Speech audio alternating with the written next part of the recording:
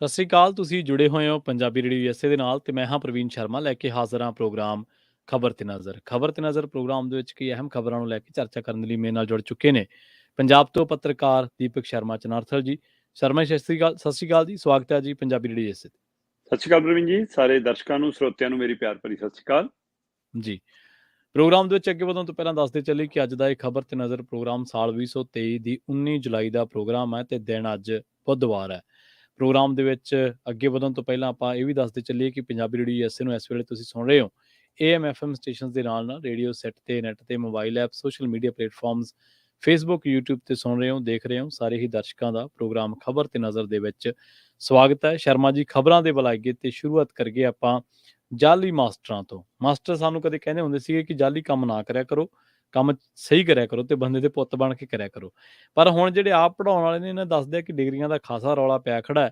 ਪਿਛਲੇ ਦਿਨੀ ਇੱਕ ਗਾਇਕ ਨੂੰ ਕਾਫੀ ਟਰੋਲਿੰਗ ਦਾ ਸਾਹਮਣਾ ਕਰਨਾ ਪੈ ਰਿਹਾ ਸੀ ਕਿਉਂਕਿ ਉਹਨਾਂ ਦੇ ਪਿਤਾ ਜਿਹੜੇ ਨੇ ਉਹ ਵੀ ਇਸੇ ਤਰ੍ਹਾਂ ਦੇ ਚੱਕਰ ਦੇ ਵਿੱਚ ਫਸਣ ਦੇ ਉਹਨਾਂ ਤੇ ਵੀ ਇਲਜ਼ਾਮ ਲੱਗਦੇ ਰਹੇ ਨੇ ਜੀ। ਬਿਲਕੁਲ ਪ੍ਰਵੀਨ ਜੀ, ਤੁਹਾਡੀ ਗੱਲ ਦਰੁਸਤ ਹੈ ਕਿ ਇਸ ਮੌਕੇ ਜਾਲੀ ਡਿਗਰੀਆਂ ਨੂੰ ਲੈ ਕੇ ਜਾਲੀ ਮਾਸਟਰਾਂ ਨੂੰ ਲੈ ਕੇ ਪੰਜਾਬ 'ਚ ਖੂਬ ਹਗਮ ਹੈ ਜੀ। ਔਰ ਚਾਹੇ ਇਹ 1% ਵੀ ਨਾ ਹੋਣ ਪਰ ਇਹਦੇ ਨਾਲ ਪੂਰਾ ਮਾਸਟਰਾਂ ਦਾ ਖੇਤਰ ਸਵਾਲਾਂ ਦੇ ਘੇਰੇ 'ਚ ਆ ਗਿਆ। ਮਤਲਬ ਮਾਸਟਰ ਜਦ ਆਪਣੇ ਘਰ ਨੂੰ ਜਾਊ, ਕਲਾਸ 'ਚ ਆਊ, ਮਿੱਤਰਾਂ 'ਚ ਬੈਠੂ, ਸਾਰੇ ਪੁੱਛਣਗੇ ਦੇਖੀ ਕਿਤੇ ਤੂੰ ਵੀ ਤਾਂ ਜਾਲੀ ਡਿਗਰੀ ਨਾਲ ਤਾਂ ਨਹੀਂ ਲੱਗਿਆ। ਹਾਂਜੀ ਹਾਂਜੀ ਸੋ ਬਿਲਕੁਲ। ਇਸ ਨੇ ਸਾਰਿਆਂ ਨੂੰ ਹੀ ਸਵਾਲੀਆ ਚਿੰਨ੍ਹ ਦੇ ਦਾਇਰੇ 'ਚ ਲਿਆ ਕੇ ਖੜਾ ਕਰ ਦਿੱਤਾ।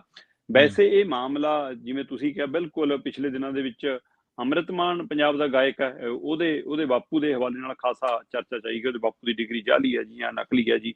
ਇਸ ਮਤਲਬ ਬੇਸ਼ੱਕ ਉਹ ਰਿਟਾਇਰਮੈਂਟ ਲੈ ਗਏ ਤੇ ਪਰ ਜੇਕਰ ਸਰਕਾਰ ਪੁਣਛਾਣ ਤੇ ਆ ਗਈ ਤਾਂ ਸਮਝ ਲਓ ਉੱਥੇ ਤੱਕ ਵੀ ਮਾਮਲਾ ਜਾ ਸਕਦਾ। ਜੇ ਸਹੀ ਹੋਣਗੇ ਤਾਂ ਠੀਕ ਹੈ, ਨਾ ਹੋਇਆ ਤਾਂ ਉਹਦੀ ਵੀ ਸਾਰਾ ਕੁਝ ਰਿਕਵਰੀ ਵੀ ਹੋ ਸਕਦੀ ਹੈ। ਪਰ ਹੁਣ ਜਿਹੜਾ ਮਾਮਲਾ ਚਰਚਾ 'ਚ ਹੈ ਇਹ ਮੋਹਾਲੀ ਦੀ ਇੱਕ ਪ੍ਰਿੰਸੀਪਲ ਦੀ ਗ੍ਰਿਫਤਾਰੀ ਤੋਂ ਬਾਅਦ ਆਇਆ ਪ੍ਰਵੀਨ। ਠੀਕ ਹੈ। ਮੋਹਾਲੀ ਦੇ ਫੇਜ਼ 11 ਦੇ ਵਿੱਚ ਪਰਮਜੀਤ ਕੌਰ ਨਾਂ ਦੀ ਬੀਬੀ ਪ੍ਰਿੰਸੀਪਲ ਲੱਗੀ ਹੋਈ ਸੀ ਤੇ ਉਹਦੀ ਡਿਗਰੀ ਜਾਲੀ ਨਿਕਲ ਗਈ। ਠੀਕ ਹੈ ਜੀ। ਤੇ ਜਾਲੀ ਡਿਗਰੀ ਦੇ ਮਾਮਲੇ 'ਚ ਉਹਦੀ ਗ੍ਰਿਫਤਾਰੀ ਵੀ ਹੋ ਗਈ ਔਰ ਉਸ ਤੋਂ ਬਾਅਦ ਵਿਜੀਲੈਂਸ ਨੇ ਇਹ ਸਾਰਾ ਮਾਮਲਾ ਖੋਲ੍ਹਿਆ। ਇਸ ਮੌਕੇ ਵਿਜੀਲੈਂਸ ਦੀ ਰਡਾਰ ਦੇ ਉੱਤੇ 100 ਤੋਂ ਵੱਧ ਜਾਲੀ ਡਿਗਰੀਆਂ ਵਾਲੇ ਜਾਂ ਜਾਲੀ ਕਾਗਜ਼ਾਂ ਦਸਤਾਵੇਜ਼ਾਂ ਦੇ ਹਵਾਲੇ ਨੌਕਰੀ ਹਾਸਲ ਕਰਨ ਵਾਲੇ ਮਾਸਟਰ ਆ ਗਏ। ਠੀਕ ਹੈ। ਤੇ ਇਹਨਾਂ 'ਚੋਂ 13 ਤਾਂ ਇਕੱਲੇ ਲੁਧਿਆਣੇ ਦੇ ਨਾਲ ਸੰਬੰਧਿਤ ਨੇ। ਹੁਣ ਲੁਧਿਆਣੇ ਵਾਲੇ ਮਾਸਟਰ ਤਾਂ ਸਾਰੀ ਸੋਚਦੇ ਹੋਣਗੇ ਕਿਤੇ ਮੇਰੀ ਵਾਲੀ ਵੀ ਨਾ ਫੜ ਜਾਓ, ਜਿਹਦੀ ਅਸਲੀ ਆ ਉਹਨੂੰ ਵੀ ਲੱਗਣ ਲੱਗ ਜਾਣਾ, ਕਿਤੇ ਮੇਰੀ ਵੀ ਨਾ ਜਾਲੀ ਕਹਿ ਦੇਣ। ਸੋ ਪੂਰਾ ਮਾਮਲਾ ਸਮਝਣ ਲਈ ਪ੍ਰਵੀਨ ਜੀ ਤੁਹਾਨੂੰ ਮੈਂ ਦੱਸਣਾ ਚਾਹੁੰਦਾ ਕਿ ਬਕਾਇਦਾ ਤੌਰ ਤੇ ਵਿਜੀਲੈਂਸ ਵਿਭਾਗ ਨੇ ਇਹ ਜਾਂਚ ਆਰੰਭੀ ਆ ਔਰ ਜਾਂਚ ਵੀ ਅੱਜ ਦੀ, ਕੱਲ ਦੀ, ਪਿਛਲੀ ਸਰਕਾਰ ਦੀ ਜਾਂ ਉਹ ਤੋਂ ਪਿਛਲੀ ਸਰਕਾਰ ਦੀ 20 ਸਾਲਾਂ ਦੀ ਆ। ਇਹ ਉਹ ਹੋਣੀ ਚਾਹੀਦੀ ਆ ਪਰ ਇਕੱਲੇ ਮਾਸਟਰਾਂ ਦੇ ਵਿਭਾਗ 'ਚ ਨਹੀਂ, ਸਮੁੱਚੇ ਸਾਰੇ ਵਿਭਾਗਾਂ ਦੀ ਜਾਂਚ ਹੋਣੀ ਚਾਹੀਦੀ ਆ। ਸੋ ਇਸ ਪਹਿਲੂ ਨੂੰ ਲੈ ਕੇ ਕਿ ਪਿਛਲੇ 20 ਸਾਲਾਂ ਦੇ ਵਿੱਚ ਕਿੰਨਿਆਂ ਨੇ ਜਾਲੀ ਡਿਗਰੀਆਂ ਦੇ ਹਵਾਲੇ ਨਾਲ, ਕਿੰਨਿਆਂ ਨੇ ਮਤਲਬ ਕਿ ਬਿਲਕੁਲ ਨਕਲੀ ਡਿਗਰੀਆਂ ਦੇ ਹਵਾਲੇ ਨਾਲ, ਕਿਉਂਕਿ ਦੋ ਤਰੀਕੇ ਨੇ ਪ੍ਰਵੀਨ ਜੀ। ਇੱਕ ਤਾਂ ਹੈਗਾ ਕਿ ਗੈਰ ਮਾਨਤਾ ਪ੍ਰਾਪਤ ਯੂਨੀਵਰਸਿਟੀਆਂ ਦੀਆਂ ਡਿਗਰੀਆਂ ਜਿਹੜੀਆਂ UGC ਦੇ ਅਧੀਨ ਨਹੀਂ ਆਉਂਦੀਆਂ, ਆਪਣੇ ਆਪ ਕਮਰਿਆਂ 'ਚ, ਦੁਕਾਨਾਂ 'ਚ, ਸ਼ੋਰੂਮਾਂ 'ਚ ਯੂਨੀਵਰਸਿਟੀਆਂ ਚੱਲਦੀਆਂ ਨੇ, ਉਹਨਾਂ ਦੀਆਂ ਡਿਗਰੀਆਂ ਨੇ ਜੀ।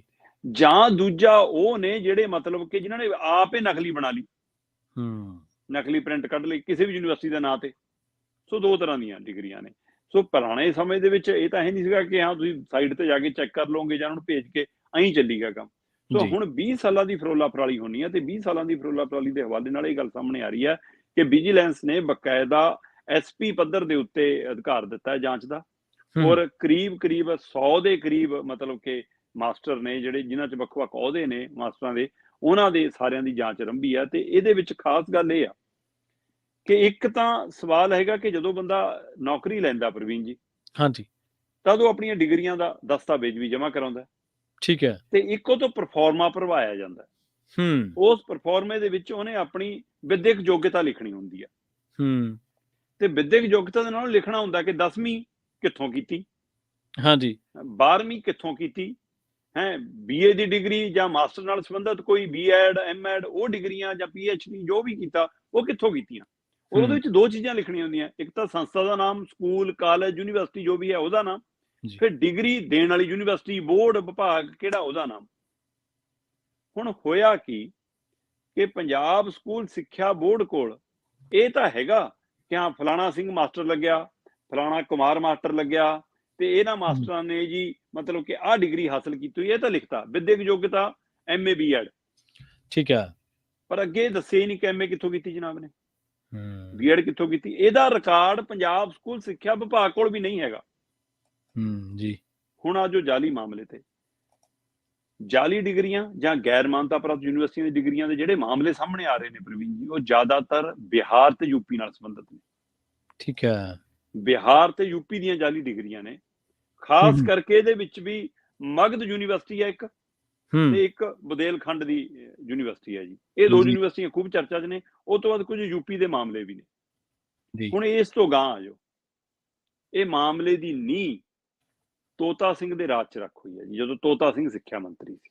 ਠੀਕ ਹੈ ਜੀ। ਉਹੀ ਨਹੀਂ ਫਿਰ 20 ਸਾਲ ਤੱਕ ਹਿਸਾਬ ਜਾਣਾ। ਤੁਸੀਂ ਇਹ ਦੇਖੋ ਨਾ ਕਿ 20 ਸਾਲ ਦਾ ਮਤਲਬ 1997 'ਚ ਸਰਕਾਰ ਸੀ ਅਕਾਲੀ BJP ਦੀ। ਉਸ ਤੋਂ ਬਾਅਦ 2002 ਵਾਲੀ ਸਰਕਾਰ ਜਦੋਂ ਆਉਂਦੀ ਆ, ਤਾਂ ਉਹ ਸਰਕਾਰ ਮਤਲਬ ਕਿ ਅੱਗੇ ਬਦਲ ਕੇ ਕੈਪਟਨ ਦੀ ਆ ਜਾਂਦੀ ਹੈ ਨਾ। 2002 ਤੋਂ ਬਾਅਦ 2007 ਤੇ 2012 ਦੋ ਸਰਕਾਰਾਂ ਫਿਰ ਅਕਾਲੀ ਦਲ ਦੀਆਂ ਆਉਂਦੀਆਂ। 12 ਤੋਂ ਬਾਅਦ ਫਿਰ 17 ਕੈਪਟਨ ਦੀ ਆ ਜਾਂਦੀ ਆ, ਤੇ ਹੁਣ 17 ਤੋਂ ਬਾਅਦ 22 ਦੇ ਵਿੱਚ ਫਿਰ ਆਮ ਆਦਮੀ ਪਾਰਟੀ ਮਾਨ ਦੀ ਸਰਕਾਰ ਦੀ। ਇੰਨਾ ਲੰਮਾ ਵਕਫਾ ਚੱਲਿਆ ਹੁੰਦਾ ਇਹ ਕੰਮ ਦਾ। ਉਹ ਤੋਂ ਪਹਿਲਾਂ ਕਿੰਨਾ ਚੱਲਿਆ ਹੋਵੇ ਸਾਨੂੰ ਨਹੀਂ ਪਤਾ, ਪਰ ਇਹ ਮਾਮਲਾ, ਕਿਉਂਕਿ ਇਹ ਮਾਮਲਾ 2004 ਦੇ ਵਿੱਚ ਜਾਂਚ ਲਈ ਜਾ ਚੁੱਕਿਆ। ਜੀ 2004 ਦੇ ਵਿੱਚ ਮਾਮਲਾ ਧਿਆਨ 'ਚ ਆਉਂਦਾ ਹੈ। ਸ਼ਿਕਾਇਤਾਂ ਹੁੰਦੀਆਂ ਨੇ ਜਾਲੀ ਡਿਗਰੀਆਂ ਦੀਆਂ, ਗੈਰ ਮਾਨਤਾ ਪ੍ਰਾਪਤ ਯੂਨੀਵਰਸਿਟੀਆਂ ਦੀਆਂ, ਉਹਨਾਂ ਦੇ ਹਵਾਲੇ ਨਾਲ ਨੌਕਰੀ ਹਾਸਲ ਕਰਨ ਦੀਆਂ। ਉਹ ਸ਼ਿਕਾਇਤਾਂ ਦੇ ਆਧਾਰ ਤੇ ਇੱਕ ਕਮੇਟੀ ਬਣਦੀ ਹੈ। ਸਿੱਖਿਆ ਵਿਭਾਗ ਦੇ ਡਿਪਟੀ ਡਾਇਰੈਕਟਰ ਰਹੇ ਨੇ ਅਜਮੇਰ ਸਿੰਘ, ਹਾਂਜੀ, ਉਹਨਾਂ ਨੂੰ ਇਨਕੁਆਇਰੀ ਸੌਂਪੀ ਜਾਂਦੀ ਹੈ 2004 'ਚ ਜੀ। ਔਰ ਉਹ ਇਨਕੁਆਇਰੀ ਕਰਦੇ ਨੇ ਪ੍ਰਵੀਨ ਜੀ। ਇਨਕੁਆਇਰੀ ਕਿੰਨੇ ਬੰਦਿਆਂ ਦੀ ਆਉਂਦੀ ਹੈ? 69 ਬੰਦਿਆਂ ਦੀ। ਠੀਕ ਹੈ। ਉਹਨਾਂ 69 ਬੰਦਿਆਂ ਦੀ ਡਿਗਰੀਆਂ ਜਿੱਥੋਂ ਦਾ ਹਵਾਲਾ ਦਿੱਤਾ ਗਿਆ, ਚਾਹੇ ਉਹ ਆਪ ਪ੍ਰਿੰਟ ਕੱਢੇ ਕਿ ਫਲਾਣਾ ਯੂਨੀਵਰਸਿਟੀ, ਢਿਮਕੀ ਯੂਨੀਵਰਸਿਟੀ ਹੈ, ਜਾਂ ਉਹਨਾਂ ਯੂਨੀਵਰਸਿਟੀਆਂ ਜਿਹੜੀਆਂ ਮਾਨਤਾ ਪ੍ਰਾਪਤ ਨਹੀਂ ਉਹਨਾਂ ਤੋਂ ਲਈਆਂ ਗਈਆਂ, ਉਹਨਾਂ ਸਾਰਿਆਂ ਨੂੰ ਉਹਨੇ ਰਿਕਾਰਡ ਭੇਜਿਆ, ਰਿਕਾਰਡ ਮੰਗਾਇਆ, ਰਿਕਾਰਡ ਇਕੱਠਾ ਕੀਤਾ। ਇਹਨਾਂ 69 ਮਾਮਲਿਆਂ ਦੀ ਜਾਂਚ ਕਰਦੇ ਹੋਏ ਅਜਮੇਰ ਸਿੰਘ ਨੂੰ 13 ਯੂਨੀਵਰਸਿਟੀਆਂ ਦੇ ਜਾਂ 13 ਬੰਦਿਆਂ ਦੇ, ਮਤਲਬ ਇਹਨਾਂ 69 ਚੋਂ 13 ਬੰਦਿਆਂ ਦਾ ਹਿਸਾਬ ਕਿਤਾਬ ਦੇਣੋਂ ਯੂਨੀਵਰਸਿਟੀਆਂ ਨੇ ਇਨਕਾਰ ਕਰਤਾ। ਠੀਕ ਹੈ, ਅੱਛਾ। ਉਹਦਾ ਕਾਰਨ ਮੰਨਿਆ ਜਾਂਦਾ ਕਿ ਉਹ ਰਾਜਨੀਤਿਕ ਰਸੂਖ ਵਾਲੇ ਲੋਕ ਸੀ। ਉਹਨਾਂ ਦਾ ਓਹਲਾ ਰੱਖਣ ਦੀ ਕੋਸ਼ਿਸ਼ ਕੀਤੀ, ਯੂਨੀਵਰਸਿਟੀਆਂ ਤੱਕ ਪਹੁੰਚ ਹੋਈ ਕਿ ਨਾ ਇਹਨਾਂ ਦਾ ਰਿਕਾਰਡ ਨਹੀਂ ਦੇਣਾ।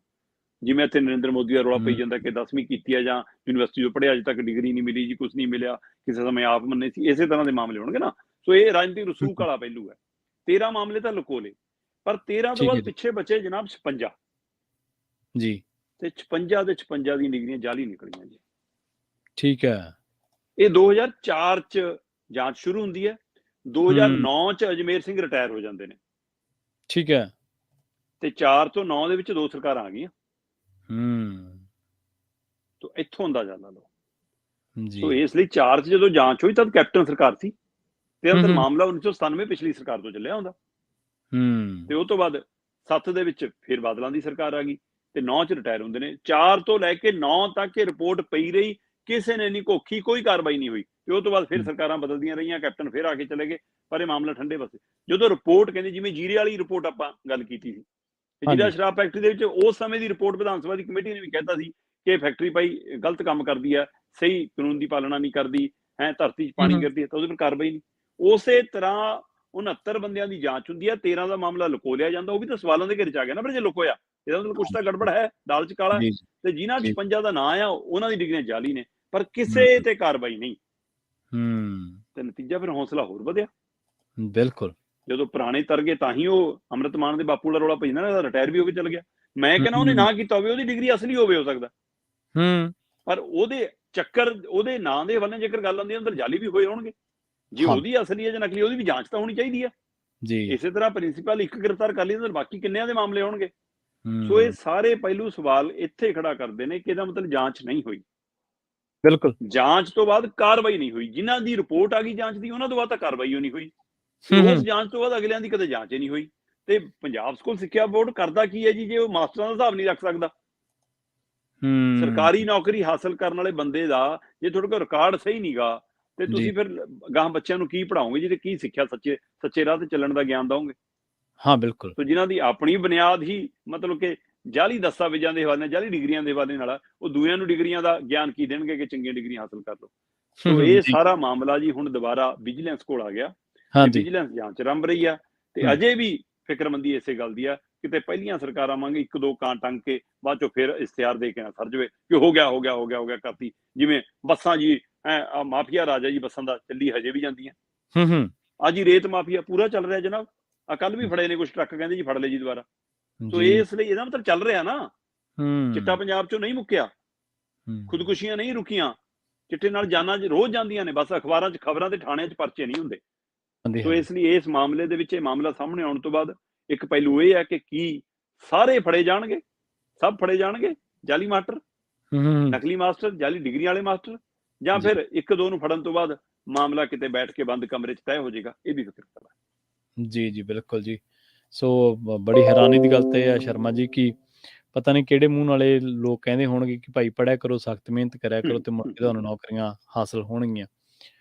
ਅਗਲੀ ਖਬਰ ਦੇ ਵੱਲ ਵਧੀਏ ਤੇ ਗੱਲ ਕਰੀਏ ਪੰਜਾਬ ਸਰਕਾਰ ਦੇ ਉਸ ਵਿਧਾਇਕ ਦੀ ਜਿਸ ਵਿਧਾਇਕ ਦੀ ਚਰਚਾ ਇਸ ਹੜ੍ਹਾਂ ਦੇ ਸੀਜ਼ਨ ਦੇ ਦੌਰਾਨ ਸਭ ਤੋਂ ਜ਼ਿਆਦਾ, ਉਹਦੀਆਂ ਵੀਡੀਓ ਫੁਟੇਜ ਅਜਿਹੀਆਂ ਵਾਇਰਲ ਹੋ ਰਹੀਆਂ ਨੇ ਜਾਂ ਸਾਹਮਣੇ ਆ ਰਹੀਆਂ ਨੇ ਜਿਨ੍ਹਾਂ ਦੇ ਵਿੱਚ ਵਿਧਾਇਕ ਦੀ ਜਿਹੜੀ ਖੁਦ ਦੀ ਆ ਉਹ ਕਿਰਕਰੀ ਹੋ ਰਹੀ ਹੈ। ਦੇਵ ਮਾਨ ਇਸ ਵੇਲੇ ਫੋਟੋਆਂ ਕਰਕੇ ਚਰਚਾ ਦੇ ਵਿੱਚ ਹੈ, ਪਰ ਹੁਣ ਇੱਕ ਹੋਰ ਖਬਰ ਕਰਕੇ ਚਰਚਾ ਦੇ ਵਿੱਚ ਹੈ। ਸੁਣਦੇ ਹਾਂ ਕਿ ਦੇਵ ਮਾਨ ਨੇ ਡਿਪਟੀ ਸੀਐਮ ਦੀ ਕੁਰਸੀ ਮੰਗੀ ਹੈ ਜੀ। ਪ੍ਰਵੀਨ ਜੀ, ਜਦੋਂ ਬੰਦਾ ਜਵਾਬ ਇਹ ਨਾ ਦੇਵੇ, ਜਦੋਂ ਕੋਈ ਸਵਾਲ ਇਹ ਨਾ ਕਰੇ, ਹੈਨਾ, ਜਦੋਂ ਮੀਡੀਆ ਪੁੱਛੇ ਹੀ ਨਾ, ਤੇ ਫਿਰ ਇਹਨਾਂ ਦੇ ਅਧਿਕਾਰ ਬਣਦਾ ਜੀ ਇਹਨਾਂ ਦੀ। ਅਗਲੇ ਤਾਂ ਕਹਿਣਗੇ ਅਸੀਂ ਵਾਹਵਾ ਕੀਤੀ ਹੈ, ਸੇਵਾ ਕੀਤੀ, ਤੁਸੀਂ ਕਿਰਕਰੀ ਦੱਸੀ ਜਾਂਦੇ ਹੋ ਪ੍ਰਵੀਨ। ਅਗਲਾ ਤਾਂ ਕਹਿੰਦਾ ਮੈਂ ਪਾਣੀ 'ਚ ਬਿਨਾਂ ਉਤਰਿਆ ਵੀ ਪਾਣੀ 'ਚ ਉਤਰ ਕੇ ਕੰਮ ਕੀਤਾ। ਮਤਲਬ ਜਿੱਥੇ ਗਿੱਟੇ ਪਾਣੀ ਆ ਉੱਥੇ ਟਰੱਕ ਵਾਲੀਆਂ ਟਿਊਬਾਂ ਲੈ ਕੇ ਖੜਾ ਅਗਲਾ ਜੀ, ਹੈਨਾ। ਲੋਕ ਪਿੰਡਾਂ ਦੇ ਜਾ ਕੇ ਆਪਣੀ ਜਾਨ ਖਤਰੇ 'ਚ ਪਾ ਕੇ ਆਪਣੇ ਟਰੈਕਟਰ ਟਰੈਲੀ ਬਾੜ ਕੇ ਲੋਕਾਂ ਨੂੰ ਕੱਢ ਕੇ ਲਿਆ ਰਹੇ ਨੇ, ਤੇ ਅਗਲਾ ਕਹਿੰਦਾ ਮੈਂ ਬੂਟੀ ਪੱਟ ਲਿਆ ਜੀ, ਦੇਖੋ ਇਹ ਬਚ ਗਈ, ਰੁੜੀ ਜਾਂਦੀ ਸੀ ਬੂਟੀ। ਤੇ ਉਹ ਸੜਕ ਤੇ ਕਹਿੰਦੇ ਜੀ ਪਾਣੀ ਫਸਿਆ ਜੀ, ਇਸ ਲਈ ਮੈਂ ਪਾਣੀ ਕੱਢ ਰਿਹਾ ਕਿ ਤਾਂ ਕਿ ਉਹ ਜਿਹੜਾ ਸੀਵਰੇਜ 'ਚ ਚੱਲ ਜਾਵੇ, ਤੇ ਬੰਦਾ ਜਿੱਥੇ ਖੜਾ ਉਹ ਸੁੱਕੇ 'ਚ ਖੜ ਕੇ ਫੋਟੋ ਖਿੱਚ ਰਿਹਾ। ਸੋ ਇਸ ਲਈ ਇਹ ਬਿਲਕੁਲ ਵਾਇਰਲ ਹੋਈਆਂ। ਤੇ ਪਰ ਦੇਵ ਮਾਨ ਦਾ ਇਹ ਪਹਿਲਾ ਮਾਮਲਾ ਨਹੀਂ। ਜੇ ਪਹਿਲਾਂ ਸਵਾਲ ਪੁੱਛਿਆ ਹੁੰਦਾ ਸ਼ਾਇਦ ਇਹ ਤਸਵੀਰਾਂ ਟਰੋਲ ਨਾ ਹੁੰਦੀਆਂ, ਦੇਵ ਮਾਨ ਨੂੰ ਸਮਝ ਆਉਂਦੀ।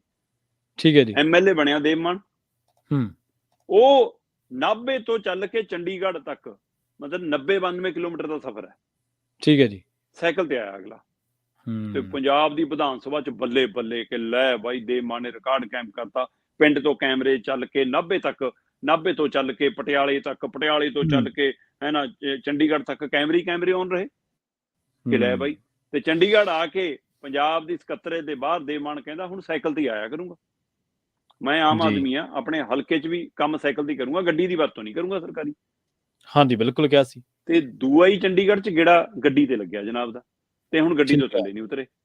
ਤੇ ਫਿਰ ਕਿਹਨੇ ਪੁੱਛਿਆ ਜੀ ਕਿ ਕਿੱਥੇ ਗਿਆ ਤੁਹਾਡਾ? ਇਹ ਉਵੇਂ ਹੀ ਜਿਵੇਂ ਸਰਕਾਰਾਂ ਵਾਅਦੇ ਕਰਕੇ ਮੁੱਕਰ ਜਾਂਦੀਆਂ, ਗਰੰਟੀਆਂ ਦੇ ਕੇ ਮੁੱਕਰ ਜਾਂਦੀਆਂ। ਇਹ ਵੱਖਰੀ ਗੱਲ ਹੈ ਕਿ ਦੇਵ ਮਾਨ ਆਪਣੇ ਵਾਅਦੇ ਤੋਂ ਮੁੱਕਰ ਗਿਆ, ਪਰ ਆਪਣੀ ਹੀ ਪਾਰਟੀ ਨੂੰ ਹੁਣ ਵਾਅਦਾ ਯਾਦ ਕਰਾ ਦੇ ਜੀ ਤੁਸੀਂ ਕਿਹਾ ਸੀਗਾ ਕਿ ਐਸਸੀਬੀਸੀ ਭਾਈਚਾਰੇ 'ਚੋਂ ਵੀ ਇੱਕ ਉਪ ਮੁੱਖ ਮੰਤਰੀ ਬਣਾਓਗੇ ਜੀ, ਬਣਾਉਂਦੇ ਕਿਉਂ ਨਹੀਂ? ਅੱਛਾ, ਵਾਹ। ਸੋ ਦੇਵ ਮਾਨ ਨੇ ਆਪਣੀ ਪਾਰਟੀ ਨੂੰ ਯਾਦ ਕਰਾਇਆ, ਕਹਿੰਦੇ ਜੀ ਇਹ ਸਮੇਂ ਦੀ ਲੋੜ ਵੀ ਆ ਤੇ ਐਸਸੀਬੀਸੀ ਭਾਈਚਾਰੇ ਦਾ ਹੱਕ ਵੀ ਬਣਦਾ। ਕਹਿੰਦੇ ਮੈਂ ਨਹੀਂ ਕਹਿੰਦਾ ਕਿ ਮੈਨੂੰ ਬਣਾਓ, ਜਿਹਨੂੰ ਵੀ ਤੁਹਾਨੂੰ ਠੀਕ ਲੱਗਦਾ ਉਹਨੂੰ ਬਣਾਓ, ਪਰ ਦਾਅਵੇਦਾਰ ਮੈਂ ਵੀ ਹੈਗਾ ਕਹਿੰਦਾ। ਠੀਕ ਹੈ। ਤੇ ਕਹਿੰਦਾ ਜੇ ਮੈਨੂੰ ਬਣਾ ਵੀ ਦੇਣ ਹਰਜ ਵੀ ਕੀ ਆ। ਇਹ ਦੇਵ ਮਾਨ ਦੇ ਬੋਲ ਨੇ ਜੀ। ਇਹਦਾ ਮਤਲਬ ਤੁਸੀਂ ਆਪਣੇ ਆਪ ਨੂੰ ਹੀ ਪੇਸ਼ ਕੀਤਾ, ਔਰ ਤਰੀਕਾ ਇਹ ਕਹਿਣ ਦਾ।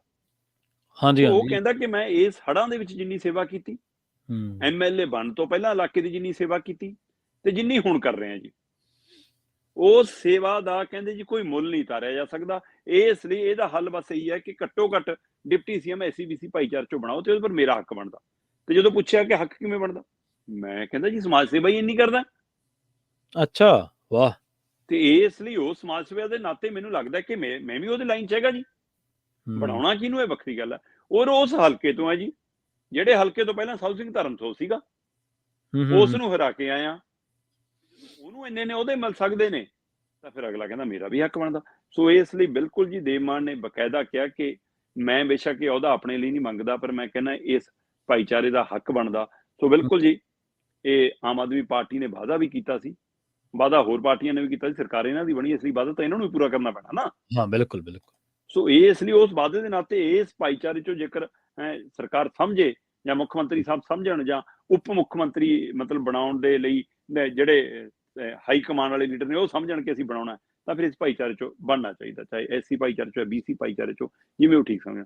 ਪਰ ਉਹਦੇ ਲਈ ਫਿਰ ਦੇਵ ਮਾਨ ਕੋਲ ਅਗਲਾ ਕਹਿੰਦਾ ਕ੍ਰਾਈਟੇਰੀਆ ਤਾਂ ਹੈਗਾ ਨਾ, ਮੈਂ ਰਾਖਵੇਂ ਹਲਕੇ ਤੋਂ ਜਿੱਤਿਆ ਮੈਂ, ਤੇ ਮੇਰਾ ਵੀ ਹੱਕ ਬਣਦਾ। ਤੇ ਉਸਨੇ ਆਪਣਾ ਰਿਕਾਰਡ ਵੀ ਦਿੱਤਾ ਕਿ ਹੜ੍ਹਾਂ 'ਚ ਸੇਵਾ, ਇਲੈਕਸ਼ਨ ਤੋਂ ਪਹਿਲਾਂ ਸੇਵਾ, ਹੁਣ ਵੀ ਸੇਵਾ, ਤੇ ਇਹ ਸਾਰੀ ਸੇਵਾ ਦੇ ਬਦਲੇ ਮੈਨੂੰ ਮਿਲਣਾ ਚਾਹੀਦਾ, ਚਾਹੇ ਫੋਟੋਆਂ ਜਿੰਨੀਆਂ ਮਰਜ਼ੀ ਟਰੋਲ ਹੋਣ।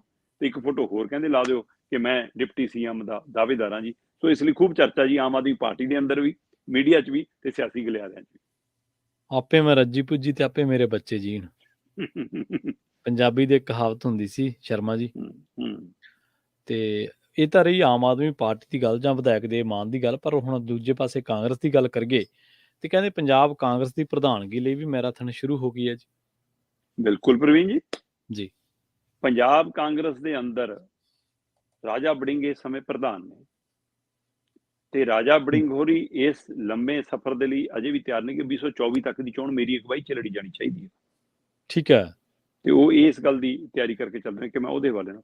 ਹਾਲ ਹੀ 'ਚ ਉਹਨਾਂ ਨੇ ਹੜ੍ਹਾਂ ਦੇ ਮਾਮਲੇ ਦੇ ਉੱਤੇ ਵੀ ਸਰਕਾਰ ਨੂੰ ਘੇਰਨ ਦੀ ਕੋਸ਼ਿਸ਼ ਕੀਤੀ ਹੈ ਕਿ ਇਹ ਸਰਕਾਰ ਦੀ ਨਲਾਇਕੀ ਕਰਕੇ ਹੜ੍ਹ ਆਏ ਨੇ, ਹੈ ਨਾ, ਸਰਕਾਰ ਦੀ ਗਲਤੀ ਕਰਕੇ ਆਏ ਨੇ। ਸੋ ਇਸ ਲਈ ਦੂਸਰੇ ਪਾਸੇ ਆ ਹਾਲ ਹੀ 'ਚ ਹੋਈ ਜਿਹੜੀ ਨਵਾਂ ਇੰਡੀਆ ਬਣਿਆ ਉਹਦੀ ਬੈਠਕ ਹੋਈ ਹੈ ਜਿਹੜੀ, ਉਹ ਤੋਂ ਬਾਅਦ ਵੀ ਮਤਲਬ ਪ੍ਰਤਾਪ ਬਾਜਵੇ ਨੇ ਔਰ ਰਾਜਾ ਵੜਿੰਗ ਨੇ ਬਾਕੀ ਸਾਰੇ ਲੀਡਰਾਂ ਨੂੰ ਕਾਂਗਰਸ ਨੇ ਬੁਲਾ ਕੇ ਮੀਟਿੰਗ ਵੀ ਕੀਤੀ ਹੈ ਕਿ ਆਪਾਂ ਕੀ ਕਰਨਾ ਭਾਈ ਹੁਣ।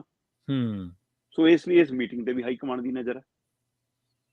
ਇਹ ਸਾਰੇ ਵਰਤਾਰੇ ਦੇ ਦਰਮਿਆਨ ਪੰਜਾਬ ਦੇ ਕਾਂਗਰਸੀ ਲੀਡਰਾਂ ਨੂੰ ਇਹ ਲੱਗਦਾ ਹੈ ਕਿ BJP ਨੇ ਪ੍ਰਧਾਨ ਬਦਲ ਲਿਆ, ਠੀਕ ਹੈ, ਤੇ ਸਾਡੇ ਚੋਂ ਗਿਆ ਲੀਡਰ ਬਣਾ ਲਿਆ, ਜਿਹਨੂੰ ਅਸੀਂ ਮੁੱਖ ਮੰਤਰੀ ਬਣਾਉਂਦੇ ਰਹਿ ਗਏ, ਅਗਲਿਆਂ ਨੂੰ ਪ੍ਰਧਾਨ ਬਣਾ ਲਿਆ, ਤੇ ਕਿਤੇ ਉਹੀ ਮੁੱਖ ਮੰਤਰੀ ਦਾ ਚਿਹਰਾ ਨਾ ਹੋਵੇ।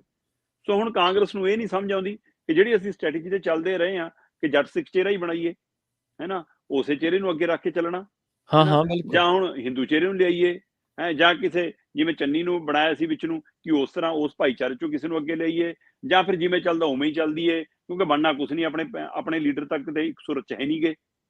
ਸੋ ਇਸ ਲਈ ਇਹ ਸਾਰਿਆਂ ਦੇ ਵਿਚਾਲੇ 5-6 ਦਾਅਵੇਦਾਰ ਨੇ ਜਨਾਬ, ਬਿਲਕੁਲ ਮੈਰਾਥਨ ਹੈ। 1-2 ਦਾਅਵੇਦਾਰ ਹੁਣ ਤਾਂ ਆਪਾਂ ਦੌੜ ਕਹਿ ਦਈਏ ਨਾ ਜੀ। ਸੋ ਇਹ ਦਰਜਨਾਂ ਦੇ ਹਿਸਾਬ ਨਾਲ ਦਾਅਵੇਦਾਰ ਨੇ, ਜਿੰਨੇ ਪੰਜਾਬ ਦੇ ਮੁਰਲੀ ਕਤਾਰ ਦੇ ਲੀਡਰ ਨੇ, ਜਿੰਨੇ MLA MP ਰਹੇ ਨੇ ਜਾਂ ਹੈਗੇ ਨੇ, ਉਹ ਸਾਰੇ ਹੀ ਦਾਅਵੇਦਾਰ ਨੇ ਪ੍ਰਵੀਨ ਜੀ।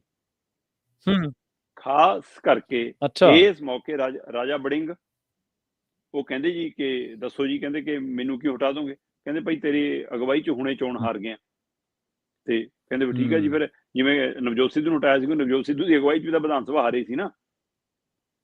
ਸੋ ਪਰ ਜੇ ਕਹਿੰਦੇ ਇਹ ਕ੍ਰਾਈਟੇਰੀਆ, ਫਿਰ ਨਵਜੋਤ ਸਿੱਧੂ ਨਵਾਂ ਦਾਅਵੇਦਾਰ ਕਿਵੇਂ ਬਣ ਗਿਆ ਦੁਬਾਰਾ? ਨਵਜੋਤ ਸਿੱਧੂ ਇਸ ਮੌਕੇ ਸਭ ਤੋਂ ਵੱਡੇ ਦਾਅਵੇਦਾਰ ਬਣ ਕੇ ਫਿਰ ਆ ਰਹੇ ਨੇ, ਜਦੋਂ ਕਿ ਲੋਕਾਂ ਦੇ ਵਿੱਚ ਅਜੇ ਉਹੀ ਜੀ ਚਰਚਾ ਨਹੀਂ ਹੈ ਨਵਜੋਤ ਸਿੱਧੂ ਦੀ, ਕਿਉਂਕਿ ਨਵਜੋਤ ਸਿੱਧੂ ਇਸ ਮੌਕੇ ਆਪਣੇ ਪਰਿਵਾਰਕ ਪਹਿਲੂ 'ਚ ਉਲਝੇ ਨੇ। ਉਹਨਾਂ ਦੀ ਧਰਮ ਪਤਨੀ ਨੂੰ ਜਿਵੇਂ ਇੱਕ ਬੜਾ ਗੰਭੀਰ ਤਰ੍ਹਾਂ ਦਾ ਕੈਂਸਰ ਹੈ ਔਰ ਕਾਫੀ ਫਿਕਰਮੰਦੀ 'ਚੋਂ ਲੰਘ ਰਿਹਾ ਪਰਿਵਾਰ, ਤੇ ਇਸ ਚੱਕਰ 'ਚੋਂ ਆਪਣੇ ਜਵਾਕ ਦਾ ਮੈਨੂੰ ਲੱਗਦਾ ਵਿਆਹ ਵੀ ਜਲਦੀ ਕਰਨਾ ਚਾਹੁੰਦੇ ਨੇ। ਸੋ ਇਹ ਸਾਰੇ ਵਰਤਾਰੇ ਦੇ ਵਿਚਾਲੇ ਫਿਰ ਵੀ ਨਵਜੋਤ ਸਿੱਧੂ ਦਾ ਨਾਮ ਪ੍ਰਧਾਨਗੀ ਦੀ ਦੌੜ 'ਚ ਮੁਰਲੀ ਕਤਾਰ 'ਚ ਸ਼ਾਮਲ ਹੈ। ਜੀ। ਤੇ ਉਹਨਾਂ ਦੇ ਨਾਲ ਹੀ 2 ਨਾਮ ਹੋਰ ਬੜੇ ਵਿਚਾਰੇ ਜਾ ਰਹੇ ਨੇ ਪ੍ਰਵੀਨ ਜੀ। ਠੀਕ ਹੈ ਜੀ। ਉਹ ਨਾਮ ਨੇ ਜੀ ਰਵਨੀਤ ਬਿੱਟੂ ਦਾ ਤੇ ਮਨੀਸ਼ ਤਿਵਾੜੀ ਦਾ। ਠੀਕ ਹੈ ਜੀ। ਔਰ ਕੁਝ ਨਾਮ ਇਸ ਸਵਾਲ ਨਾਲ ਵੀ ਵਿਚਾਰੇ ਜਾ ਰਹੇ ਨੇ ਇਹਨਾਂ ਚੋਂ ਕਿ ਕਿਤੇ BJP 'ਚ ਨਾ ਭੱਜ ਜਾਣ। ਬਿਲਕੁਲ। ਤੇ ਰੋਕਣ ਦੀ ਕਵਾਇਦ ਲਈ ਵੀ ਨੇ। ਸੋ ਬਕਾਇਦਾ ਤੌਰ ਤੇ ਮਤਲਬ ਕਿ ਰਾਜਾ ਵੜਿੰਗ, ਨਵਜੋਤ ਸਿੰਘ ਸਿੱਧੂ, ਸੁਖਜਿੰਦਰ ਸਿੰਘ ਰੰਧਾਵਾ, ਤ੍ਰਿਪਤਰਿੰਦਰ ਬਾਜਵਾ, ਰਵਨੀਤ ਬਿੱਟੂ, ਮਨੀਸ਼ ਤਿਵਾੜੀ, ਹੈ ਨਾ, ਇਹ ਸਾਰੇ ਨਾਮ, ਇੱਥੋਂ ਤੱਕ ਕਿ ਸੁਖਪਾਲ ਖਹਿਰਾ ਦਾ ਨਾਮ ਵੀ ਚਰਚਾ 'ਚ ਹੈ ਨਾ। ਸੋ ਇਹ ਸਾਰੇ ਨਾਮ ਇੱਕ ਵਾਰ ਖੂਬ ਚਰਚਾ 'ਚ ਨੇ, ਪਰ ਕਿਹਨੂੰ ਬਣਨਾ, ਕਿਹਨੇ ਬਣਨਾ, ਕਿਹਨੂੰ ਬਣਾਉਣਾ, ਇਹ ਸਾਰਾ ਕੁਛ ਅਜੇ ਆਉਣ ਵਾਲੇ ਸਮੇਂ 'ਚ ਪਿਆ। ਇਹ ਕੀ ਆਪਣੇ ਪੱਧਰ ਤੇ ਹੀ ਇਹ ਜਦੋਜਹਿਦ ਸ਼ੁਰੂ ਹੈ, ਜਾਂ ਦਿੱਲੀ ਤੋਂ ਕੋਈ ਝੰਡੀ ਮਿਲੀ ਹੈ, ਇਸ਼ਾਰਾ ਮਿਲਿਆ, ਕੋਈ ਸੰਕੇਤ ਮਿਲਿਆ, ਉਹ ਹੈ। ਪਰ ਪੰਜਾਬ ਕਾਂਗਰਸ 'ਚ ਇੱਕ ਹਲਚਲ ਫੇਰ ਹੈ ਜੀ ਕਿ ਪ੍ਰਧਾਨ ਪੰਜਾਬ ਕਾਂਗਰਸ ਨੂੰ ਨਵਾਂ ਮਿਲੂਗਾ, ਪਰ ਨਵਾਂ ਮਿਲਿਆ ਪ੍ਰਧਾਨ ਵੀ ਕੀ ਇਹਦੀ ਸਥਿਤੀ ਬਦਲ ਪਾਊਗਾ ਜਾਂ ਨਹੀਂ, ਇਹ ਆਉਣ ਵਾਲਾ ਵਕਤ ਦੱਸੇਗਾ। ਦੇਖੋ ਸ਼ਰਮਾ ਜੀ, ਗੱਲ ਇਹ ਹੈ ਕਿ ਜਦੋਂ ਸੁਨੀਲ ਜਾਖੜ ਦੀ ਕੁਰਸੀ ਗਈ ਸੀ ਨਾ ਪ੍ਰਧਾਨਗੀ ਵਾਲੀ, ਤੇ ਉਧਰ ਜਾ ਕੇ ਭਾਜਪਾ 'ਚ ਜਾ ਕੇ ਮੁੱਲ ਪੈ ਗਿਆ ਪੂਰਾ। ਹੁਣ ਹਰੇਕ ਬੰਦੇ ਨੂੰ ਇਹ ਲੱਗਦਾ, ਕੈਪਟਨ ਦਾ ਵੀ ਪਿਆ, ਸਾਰਿਆਂ ਦੇ ਪਿਆ, ਜਿੰਨੇ ਕੁ ਗਏ ਨੇ ਉਹਨਾਂ ਸਾਰਿਆਂ ਨੇ ਵੱਟਿਆ। ਤੇ ਹੁਣ ਸੁਪਨੇ ਤਾਂ ਇਹਨਾਂ ਨੂੰ ਹੋਰ ਬਹੁਤ ਵੱਡੇ ਦਿਖਾਏ ਜਾ ਰਹੇ ਨੇ ਕਿ ਪੰਜਾਬ ਦੇ ਵਿੱਚ ਆਵਾਂਗੇ ਤਾਂ ਤੁਹਾਨੂੰ ਪਹਿਲ ਹੀ ਮਿਲੂਗੀ ਜਦੋਂ ਤੁਸੀਂ ਪਹਿਲ ਦੇ ਆਧਾਰ ਤੇ ਆਏ ਹੋ ਤਾਂ। ਤੇ ਪਰ ਜਦੋਂ ਤੋਂ ਸੁਨੀਲ ਜਾਖੜ ਜਿਵੇਂ ਗਏ ਨੇ ਤੇ ਉਹਨਾਂ ਨੂੰ ਪ੍ਰਧਾਨਗੀ ਦਾ ਅਹੁਦਾ ਮਿਲਿਆ, ਤਾਂ ਹੁਣ ਜਿਵੇਂ ਤੁਸੀਂ ਜ਼ਿਕਰ ਕਰਕੇ ਹਟੇ ਆ ਕਿ ਕਈ ਲੋਕ ਪਰ ਤੋਲ ਰਹੇ ਨੇ ਕਿ BJP 'ਚ ਕਿਉਂ ਨਾ ਕਿਸਮਤ ਅਜ਼ਮਾ ਲਈ ਜਾਵੇ। ਤਾਂ ਹੁਣ ਉਹਨਾਂ ਨੂੰ ਵੀ ਰੋਕਣ ਦਾ ਯਤਨ ਤਾਂ ਹੋਊਗਾ ਕਿਤੇ ਨਾ ਕਿਤੇ ਕਿ ਇਹ ਜੇ ਲੀਡਰ ਪ੍ਰਵੀਨ ਜੀ ਬੀਜੇਪੀ ਨੇ ਕਿਸੇ ਨੂੰ ਰਲਾਉਣਾ ਜਾਂ ਨਹੀਂ ਰਲਾਉਣਾ, ਕੋਈ ਅਹੁਦਾ ਦੇਣਾ ਜਾਂ ਨਹੀਂ ਦੇਣਾ, ਅਗਲਿਆਂ ਦੇ ਘਰ 'ਚ ਕਲੇਸ਼ ਪਾਉਣਾ ਅਗਲਿਆਂ ਨੂੰ ਆਉਂਦਾ। ਕਹਿੰਦੇ ਐਨਡੀਏ ਦੀ ਬੈਠਕ 'ਚ ਅਕਾਲੀ ਦਲ ਨੂੰ ਸੱਦਾ ਤਾਂ ਆਇਆ ਸੀ। ਹਾਂਜੀ। ਉਹਨਾਂ ਨੇ ਕਿਹਾ ਕਿ ਰਸਮੀ ਸੱਦਾ ਤਾਂ ਭੇਜਾਂਗੇ, ਪਹਿਲਾਂ ਚੰਦੂ ਮਾਜਰੇ ਨੂੰ ਪ੍ਰਧਾਨ ਬਣਾ ਕੇ ਲਿਆਓ। ਅੱਛਾ ਜੀ। ਇਹ ਚਰਚਾ ਪੰਜਾਬ 'ਚ ਹੈ, ਇਹ ਅਕਾਲੀ ਸਭਾ 'ਚ ਚਰਚਾ। ਸੋ ਇਹਦਾ ਮਤਲਬ ਕੀ ਬੀਜੇਪੀ ਨੇ ਪਾੜਾ ਪਾਤਾ, ਚੰਦੂ ਮਾਜਰੇ ਨੂੰ ਦਿਖਾਤਾ ਕਿ ਤੂੰ ਤਾਂ ਪ੍ਰਧਾਨ ਦਾ ਸਟਾਫ ਹੈ। ਸਹੀ ਗੱਲ ਹੈ, ਬਿਲਕੁਲ। ਤੇ ਲੰਮੇ ਸਮੇਂ ਤੋਂ ਚੰਦੂ ਮਾਜਰੇ ਦੀ ਚਰਚਾ ਖੂਬ ਹੈ, ਬੀਜੇਪੀ ਦੇ ਨੇੜੇ ਹੋਣ ਦੀ, ਮੀਟਿੰਗਾਂ ਦੀ, ਦਿੱਲੀ ਜਾ ਕੇ ਘਰਾਂ 'ਚ, ਸੋ ਖਾਸੀ ਚਰਚਾ। ਜੀ। ਸੋ ਕੀ ਇਹਦੇ ਨਾਲ ਇੱਕ ਨਵਾਂ, ਸੋ ਇਸ ਲਈ ਬੀਜੇਪੀ ਕਿਸੇ ਨੂੰ ਲੈ ਕੇ ਜਾਵੇ ਨਾ ਲੈ ਕੇ ਜਾਵੇ, ਦੂਏ ਦੇ ਘਰੇ ਕਲੇਸ਼ ਪਾਉਣਾ ਆਉਂਦਾ ਉਹਨਾਂ ਨੂੰ। ਜੀ। ਤੇ ਗੱਲ ਕਰੀਏ ਅੰਮ੍ਰਿਤਪਾਲ ਸਿੰਘ ਦੀ, ਅੰਮ੍ਰਿਤਪਾਲ ਦੀ ਪਤਨੀ ਨੂੰ ਤੀਜੀ ਵਾਰ ਕਹਿੰਦੇ ਏਅਰਪੋਰਟ ਤੋਂ ਮੋੜ ਦਿੱਤਾ, ਨਹੀਂ ਕਰਨ ਦਿੱਤੀ ਵਿਦੇਸ਼ ਯਾਤਰਾ। ਬਿਲਕੁਲ ਪ੍ਰਵੀਨ ਜੀ, ਅੰਮ੍ਰਿਤਪਾਲ ਹੋਰੀ ਜਿਹੜੇ ਵਾਰਸ ਪੰਜਾਬ ਦੇ ਮੁਖੀ ਸੀਗੇ, ਇਸ ਮੌਕੇ ਉਹ ਡਿਬਰੂਗੜ੍ਹ ਜੇਲ੍ਹ ਦੇ ਵਿੱਚ ਬੰਦ ਨੇ। ਸੋ ਉਹ ਉਹਨਾਂ ਦੀ ਧਰਮ ਪਤਨੀ ਬੀਬੀ ਕਿਰਨਦੀਪ ਕੌਰ ਹੋਰੀ, ਜਿਹੜੇ ਮਤਲਬ ਇੰਗਲੈਂਡ ਦੇ ਵਾਸੀ ਨੇ, ਉੱਥੇ ਦੀ ਸਿਟੀਜ਼ਨਸ਼ਿਪ ਹੈ ਉਹਨਾਂ ਕੋਲ, ਹੈ ਨਾ, ਮਤਲਬ ਕਿ ਉਹਨਾਂ ਨੂੰ ਵੀ ਬਾਰ-ਬਾਰ ਜਦੋਂ ਏਅਰਪੋਰਟ ਜਾਂਦੀ ਹੈ ਬੀਬੀ, ਤਾਂ ਉਹਨਾਂ ਨੂੰ ਰੋਕਿਆ ਜਾਂਦਾ। ਠੀਕ ਹੈ। ਤੇ ਹੁਣ ਮਾਮਲਾ ਤਾਜ਼ਾ ਇਸ ਹਵਾਲਿਆਂ ਸਾਹਮਣੇ ਆਇਆ ਕਿ 14 ਜੁਲਾਈ ਦੀ ਉਹਨਾਂ ਦੀ ਟਿਕਟ ਸੀ, ਤੇ 14 ਜੁਲਾਈ ਦੀ ਟਿਕਟ ਵੀ ਉਹ ਕਹਿੰਦੇ ਜੀ ਸਾਰਾ ਕੁਝ ਪਤਾ ਕਰਕੇ ਕਿ ਕੋਈ ਅੜਿੱਕਾ ਤਾਂ ਨਹੀਂ ਪਾਈ, ਕੋਈ ਰੋਕ ਤਾਂ ਨਹੀਂ। ਕਹਿੰਦੇ ਜਦੋਂ ਸਾਰੇ ਤੋਂ ਇਹ ਹੋ ਗਿਆ ਅਧਿਕਾਰੀਆਂ ਵੱਲੋਂ ਕਿ ਹਾਂ ਨਹੀਂ ਜੀ ਕੋਈ ਮਸਲਾ ਨਹੀਂ, ਤੁਸੀਂ ਜਾ ਸਕਦੇ ਹੋ, ਤਾਂ 14 ਜੁਲਾਈ ਦੀ ਟਿਕਟ ਹੋਈ।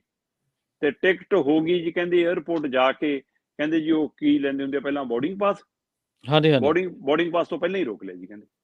ਅੱਛਾ। ਤੇ ਫਿਰ ਲੰਬੀ ਪੁੱਛਗਿੱਛ ਜੇ ਉਹ ਕਰਕੇ ਫਿਰ ਘਰਾਂ ਨੂੰ ਮੋੜਤਾ।